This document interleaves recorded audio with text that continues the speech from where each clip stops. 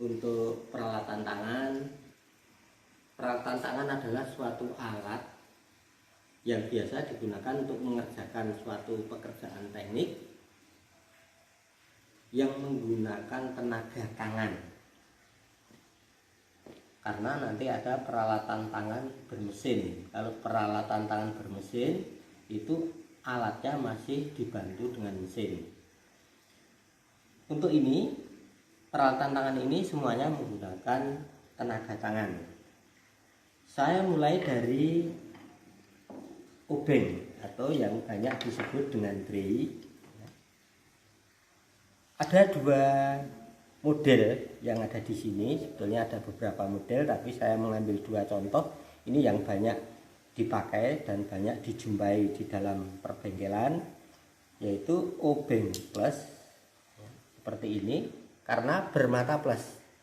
Fungsinya adalah untuk melepas dan memasang skrup yang mempunyai mata kepala plus. Kebetulan yang ini ukurannya adalah plus besar. Kemudian yang ini adalah obeng min. Berarti kepala baut ya itu nanti min. Jadi ini bisa untuk mengencangkan atau memasang ataupun melepas. Kemudian ini contoh, ini untuk min yang ukurannya kecil. Kemudian juga ada orang menyebutnya ini obeng, tapi sebetulnya ini adalah test pen, walaupun ini bisa juga digunakan untuk memasang ataupun melepas kepala skrup yang mempunyai kepala min. Kebetulan ini min, ada juga yang plus ya. Tetapi yang spesifik penggunaannya adalah untuk mengetahui atau untuk mendeteksi suatu benda itu bertegangan listrik atau tidak. Jadi kalau kita pakai, kita pegang di sini, kemudian kita sentuhkan pada benda yang kita curigai bertegangan listrik, maka kalau ada tegangan listrik di sini ada lampu yang akan menyala. Ya. Jadi ini namanya test pen, ya. Bukan obeng. Kemudian ada juga alat tangan yang namanya tang. Ini ada beberapa tang. Saya pertama ini adalah tang kombinasi. Kenapa disebut tang kombinasi? Karena ini bisa digunakan untuk beberapa pekerjaan. Ya. Yang pertama ini bisa digunakan untuk memegang suatu benda. Saya ambilkan contoh, misalnya kebetulan ini bendanya seperti kabel ini ya. Kemudian makanya ini di mulutnya ini ada alurnya, tujuannya agar supaya tidak licin ya. Seandainya benda kerja itu berbentuk bulat ya. Kemudian ini juga bisa untuk membengkok plat ya. Sehingga ini permukaan mulutnya ini adalah persegi. Plat tentu saja yang kecil, misalnya seng atau plat yang tipis, misalnya 0,2, 0,3. Tetapi ini juga bisa untuk memotong kabel ya. Memotong kabel seperti ini ya. Ini sisanya ya. Ini jadi ini ada mulut yang bisa untuk memotong kabel. Tentu saja ini hanya untuk memotong logam yang tidak keras ataupun lembut. Misalnya kabel karena terbuat dari tembaga. Kalau dari baja nanti mulutnya ini yang kalah. Kemudian ada juga di sini namanya tang lancip. Nanti dalam instalasi ini tang lancip ini ada dua fungsi. Yang satu membuat mata itik, ya, yang satu untuk memotong. Jadi ini juga bisa untuk memotong. Kemudian ini juga bisa untuk mengupas. Kemudian fungsi dari mata itik itu untuk membuat mata itik di sini. Agar supaya apa? Agar supaya pada saat sambungan kabel ini nanti ini terkena sekrup atau kita pasang pada sekrup, itu kabel ini tidak lepas ya. Nanti ada cara tersendiri atau pembahasan tersendiri untuk memasang ini pada pelajaran instalasi penerangan listrik ataupun instalasi motor listrik ataupun instalasi tenaga listrik. Nah, tang lancip ini ada juga yang bentuknya bengkok ya. Kalau yang bengkok ini biasa digunakan untuk mengambil suatu benda pada posisi yang ada di dalam. Cut, Pak. Selanjutnya adalah tang lancip yang berbentuk bulat. Jadi kalau tadi ada yang bengkok, ini ada yang bulat ya. Ini sebetulnya ini sama, fungsinya sama ya, untuk mengambil benda yang kecil atau bahkan ini bisa untuk melepas pengunci atau kancing biasanya yang ada pada poros. Kalau kita mau melepas laker atau bearing, contohnya misalnya pada poros pompa air, maka ada pengunci ya, pengunci yang ada pada poros itu kita melepasnya dengan tang seperti ini. Jadi tang ini fungsinya di samping bisa untuk membuat mata itik, untuk melepas pengunci ya, atau spi gitu. Kemudian selanjutnya adalah tang yang secara khusus ini adalah tang potong. Tang potong. Tang potong ini digunakan hanya untuk memotong kabel.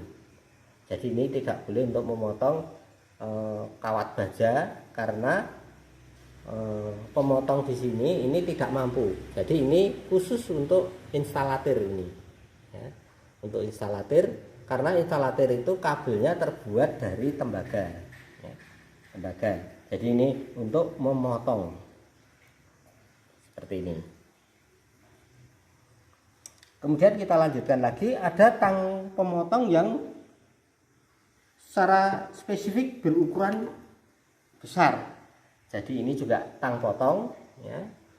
Tetapi yang dipotong ini adalah kabel yang berukuran besar. Contohnya misalnya seperti ini, kabel NJM. Kabel NJM ini akan kita potong ya. Kalau kita menggunakan tang potong tadi tentu saja tidak mampu, tapi menggunakan ini dia mampu. Memang ini gunanya untuk memotong kabel. Walaupun ini juga untuk memotong kabel yang tunggal seperti ini juga bisa ya. Kalau kabel yang tunggal seperti ini atau engkel ini namanya solid cable. Nanti kalau yang serabut ya, yang serabut seperti ini namanya kabel stranded. Nanti ada bedanya ya, karena nanti kita akan ketemu dengan tang ya. Ini ada tang lagi, ini namanya tang pengupas kabel. Tetapi tang pengupas kabel ini secara spesifik digunakan untuk mengupas kabel serabut atau kabel NJAF. Kita coba ya. Kabel serabut seperti ini ya. Jadi kalau kabel tunggal seperti ini ya, ini kita coba kita lihat ya.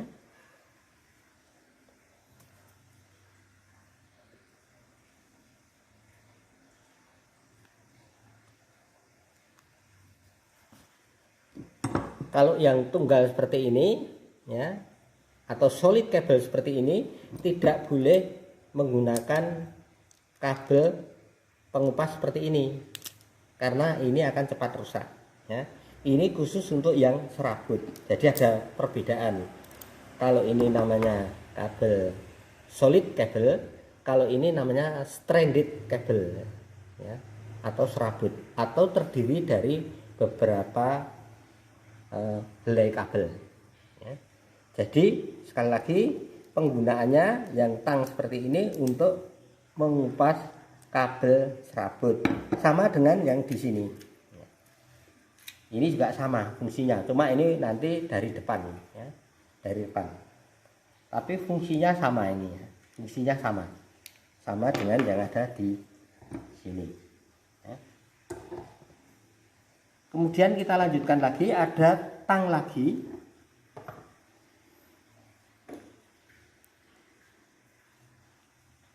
Tang ini adalah tang ripet. Ya, kebetulan ini atau keling. Ya. Mata ripetnya kita tidak ada. Kita belum kita siapkan karena nanti pada praktek pembuatan atau pembuatan box penyambungan ini tang-tang ini atau tang ripet ini sangat berfungsi karena ini untuk menyambung buah plat kemudian dikeling dengan tang seperti ini.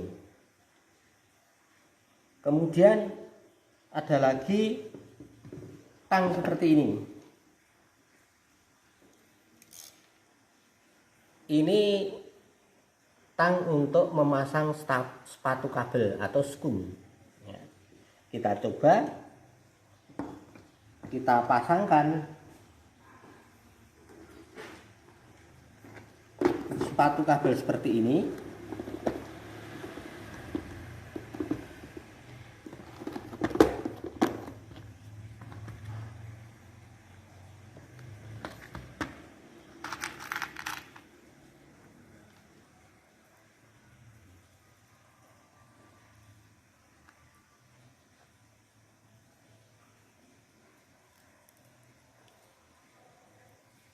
Kemudian tang ini gunanya untuk mengepres. Jadi mengepres. Ini ukurannya harus sesuai.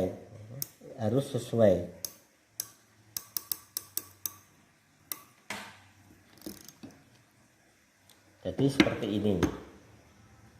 Ini namanya sepatu kabel atau skun. Berarti tangnya menggunakan tang seperti ini. Nanti ukuran sepatu kabelnya akan ditentukan oleh lubang yang ada di tang ini. Berarti kalau di sini kalau kita lihat ada 1, 2, 3, 4 ukuran sepatu kabel. Dari yang kecil ini ada yang lebih besar lagi. Dan nanti ada yang lebih kecil lagi juga ada. Namanya tang krimping kalau yang lebih kecil. Kemudian ada alat lagi yang akan kita tunjukkan yaitu palu. Palu ini sebetulnya ini di rumah tangga banyak ya. Jadi anak-anak pasti di rumah atau di lingkungan rumah itu sering lihat pada saat Pak Tukang ya mengerjakan pekerjaan mekanik di rumah. Jadi ini saya mengambil ada 3 contoh palu. Palu ini gunanya secara khusus untuk memukul. Tetapi benda apa yang harus dipukul? Untuk yang keras dan yang lunak akan berbeda. Yang keras menggunakan palu besi. Kebetulan ini namanya palu konde. Karena ini seperti konde dari ibu-ibu, ya, ibu-ibu Jawa. Jadi seperti konde. Ini ada fungsinya juga. Ini untuk memukul agar supaya benda yang kita pukul ini membentuk suatu lengkungan. Ya. Jadi kalau nanti yang kita pukul itu harapannya benda kerjanya menjadi plat ataupun siku ya, kita menggunakan palu yang plat seperti ini ya, persegi, bedanya persegi ya. Jadi ini palu plat digunakan untuk ngeplat, misalnya untuk membengkok plat dan sebagainya. Kemudian kalau benda kerja yang kita pukul itu lunak ya, kita mengharapkan supaya kalau dipukul itu tidak rusak ya, entah itu bendanya atau alurnya atau nanti supaya tidak berubah bentuk, misalnya bendanya dari aluminium atau kayu, maka ini menggunakan palu karet ya. Palu karet, ini palu karet. Jadi ini untuk misalnya kita memasang suatu box ya, terbuat dari kayu, kita mengharapkan kayunya supaya jangan sampai catnya lecet gitu atau dari aluminium, supaya di situ ada aluminium supaya tidak terjadi perubahan bentuk karena kita pukul, maka menggunakan palu karet seperti ini. Oke, saya lanjutkan lagi. Ada alat yang biasa digunakan untuk meratakan atau menghaluskan suatu permukaan benda dari, secara khusus dari logam, bisa dari besi, tembaga ataupun aluminium, yaitu dengan kikir. Kikir ada beberapa. Saya membawa contoh di sini ada 4. Jadi ini kikir persegi, ya, besar, ya. Berarti permukaan bendanya yang kita ratakan besar, dan ini kebetulan halus. Ada yang persegi besar, kasar juga ada. Jadi tinggal nanti kita gunakan untuk menghaluskan atau untuk mengurangi permukaan. Kalau mengurangi permukaan tentu saja kita menggunakan yang kasar, karena kalau menggunakan kikir halus terlalu lama. Kemudian ini ada juga kikir setengah bulat.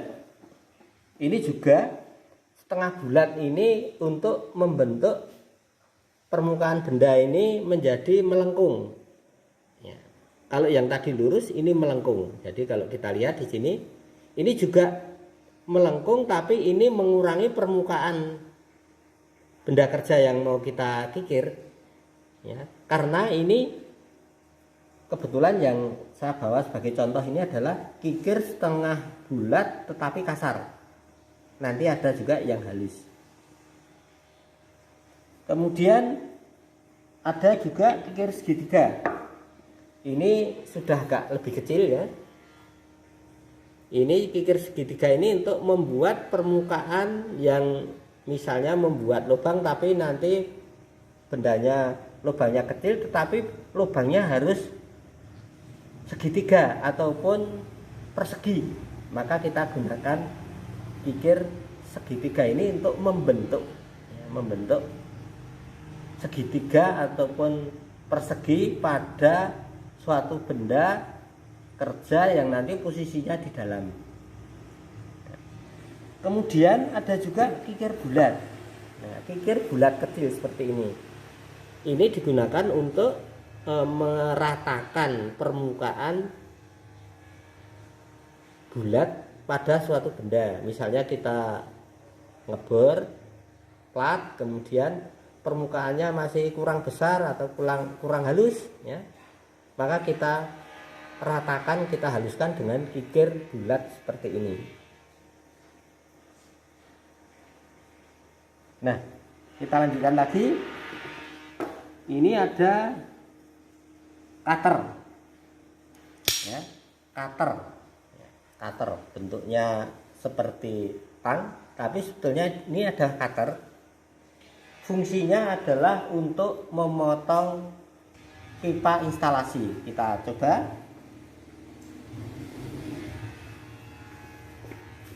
Seperti ini.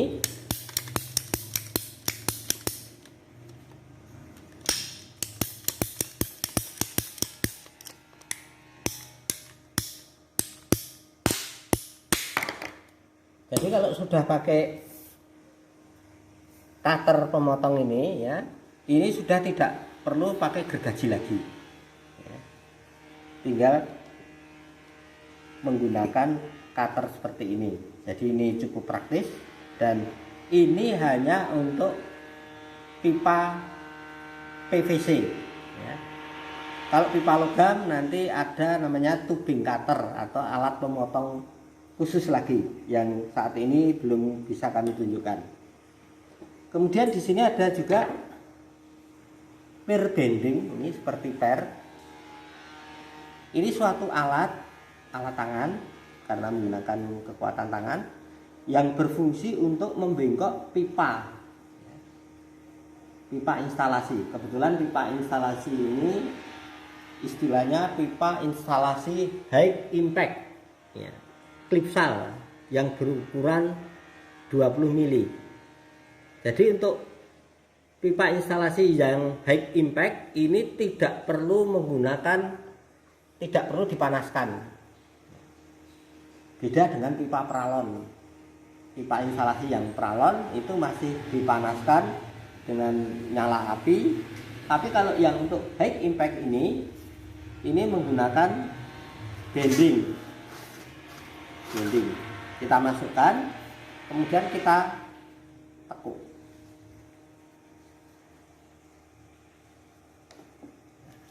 Misalnya siku, setelah kita tekuk, kemudian per ini kita lepas, dia akan posisi siku, ya. Permukaannya tidak akan kempet, ya, atau mengecil, sehingga kabel yang masuk masih bisa, ya. Jadi untuk membentuk siku pun ini dia mampu. Ini namanya pair bending. Kemudian ada lagi, yaitu namanya ini pisau jokari. Pisau jokari karena di sini ada pisaunya. Kalau kita lepas tutupnya, ini ada pisau. Ini gunanya untuk mengupas kabel. Tetapi ini untuk mengupas pada isolasi yang terakhir. Nanti akan kita lihat bagaimana pisau jokari ini gunanya untuk mengupas kabel yang berisolasi ganda seperti kabel NJM seperti ini. Caranya kita masukkan di dalam, ini sudah ada pisaunya, kecil sekali. Kemudian kita putar, ya.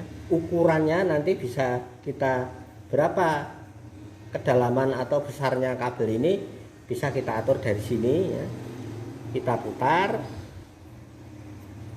berapa kali, kemudian kita tarik. Nah, akan kita lihat isolasinya akan terkupas karena ini kabel yang berisolasi ganda, maka akan ada isolasi ganda. Yang pertama ini dari PVC, yang kedua ini adalah dari karet. Kalau yang dari karet ini cukup dengan tangan. Kemudian nanti bisa kita lihat di sini hasilnya seperti ini. Ya, jadi kupasannya rapi, cepat, ya, dan tidak melukai kabelnya ini, kabel instalasi ini. Kemudian nanti kalau misalnya kita mau mengupasnya menggunakan pisaunya ini. Jadi ini sudah satu alat sudah bisa dua fungsi. Kita lihat di sini. Atau kalau kita mau menggunakan tang juga bisa.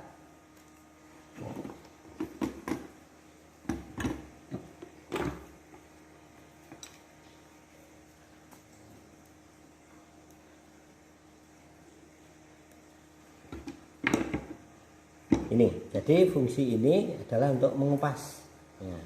Tapi tidak harus mengupasnya pakai ini. Jadi mengupasnya pakai tang seperti ini juga boleh, ya. Tang seperti ini boleh, ya. Tapi kalau pakai yang ini tidak boleh, karena ini hanya untuk yang serabut. Kami punya contoh yang serabut dengan yang tidak. Nah, ini contohnya, ini yang tidak serabut atau engkel, ya, atau disebut kabel solid kabel. Kebetulan ini kabelnya NJM, ya, NJM. Kalau yang serabut ini namanya NJM tapi serabut, maka disebut NJM HY. Kalau ini menggunakan pengupas ini sudah tepat, ya. Sudah seperti ini, ya. Tetapi kalau ini menggunakan seperti ini bisa, tetapi nanti alat ini akan cepat rusak karena ini untuk yang fleksibel seperti ini. Karena serabut maka ini fleksibel. Oke, demikian anak-anak, sebagian, ini baru sebagian dari alat tangan yang biasa digunakan dalam pekerjaan dasar elektromekanik. Selamat belajar, selamat berjumpa kembali pada video-video PDE atau pekerjaan dasar elektromekanik berikutnya. Terima kasih.